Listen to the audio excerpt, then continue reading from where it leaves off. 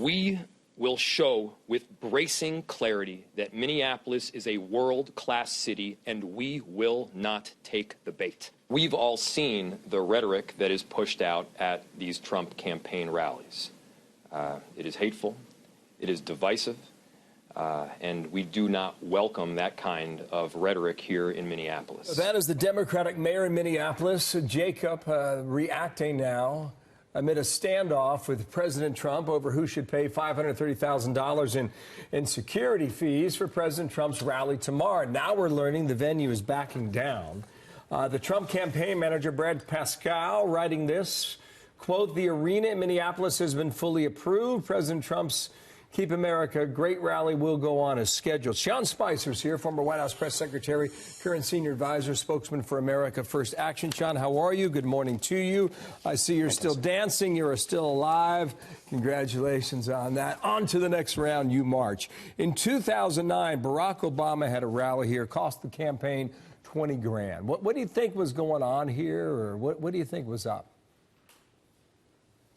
Well, look, the president barely lost Minnesota. It was a state that shouldn't have even been in play. The president lost by about 44,000 votes, 1.5%. I think this is clearly politically motivated. They know that Minneapolis is in play. The campaign's made it clear that it wants to target Minnesota this time. And so to say that somehow a venue that Barack Obama paid $20,000 for is now escalating to $500,000+ really tells you everything you need to know about what the motivation is here. They want to keep the president out. They want to keep his message out. Are they trying to get him to cancel the rally? Because that's a pretty tough thing to do in a country made up of free speech. What was the motivation here? Well, I mean, it appears to be sort of political intimidation, trying to keep them out by making the cost exorbitant. So, because if you can't, it's clearly, if one campaign does it, Obama did it, it was $20,000. Now, granted, you can inflate the cost, if you will, over the years that it's been in between. But to suggest that somehow it went from $20,000 to over $500,000 is pretty out of proportion for what the economy has, for what inflation has been over those years. So I think this is an attempt to really silence the president's campaign from going into Minnesota and Minneapolis itself. But the idea that the mayor says that it's not, Minneapolis and Minnesota is a great state and great people, and the idea that the mayor is trying to silence the president's campaign from going in there and bringing his message really speaks to how scared I think the Democrats are that the president could pick up those 10 electoral votes. Interesting. Jacob Fry's the mayor there. Here's what the president tweeted. He said, "Someone please tell the radical left mayor of Minneapolis that he can't price out free speech. Probably illegal. I stand strongly and proudly with the great police officers and law enforcement in Minneapolis and the great state of Minnesota. See you on Thursday night." So it's going to happen, and the price has been reduced. That's the bottom line as it stands right now. Now to what's happening in the Democratic primary. I know you've kept a very close eye on this. Real Clear Politics average right now has Elizabeth Warren for the first time now as the, I guess you could call it, official frontrunner. How do you react on that? What's happening? Well, I don't think it's surprising. I mean, just from an analytical standpoint, you saw Senator Sanders have significant health issues. That's causing him to question his fitness for office. Biden's clearly, the gaffes are catching up to him. He's sliding down. That allows Warren to fill that void. The problem that they're going to have is that her positions are so far to the left that I think the Democrats are going to realize what this means, that they are now going to have a standard bearer that is basically an avowed socialist. But number two, from a political standpoint, she's got continuing credibility problems. We saw issues with her with respect to how she described her past and her race and her ancestral history. Now she's getting called into question this story that she's been telling about being forced out of a job because she was visibly pregnant. That doesn't jive with the story she had told earlier in her career regarding that position as a teacher.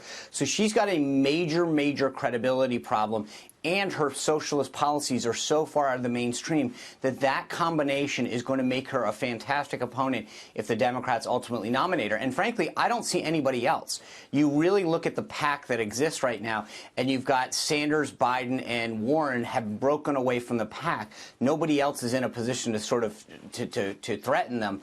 And with Biden falling back and Sanders falling back, that leaves Warren in pole position going into these key early states. Well, here is Wall Street Journal. Watch out for Elizabeth Warren. Here's the article. Her plans are more radical than anything Obama proposed. Are Americans ready? That's from William Galston, op-ed in the Wall Street Journal. You think about the plan, Sean. You think about how that flies in places like Minnesota that we were just talking about here, Wisconsin, Ohio, Michigan, Pennsylvania. So you have to consider that. The other thing, no one has cast a vote yet.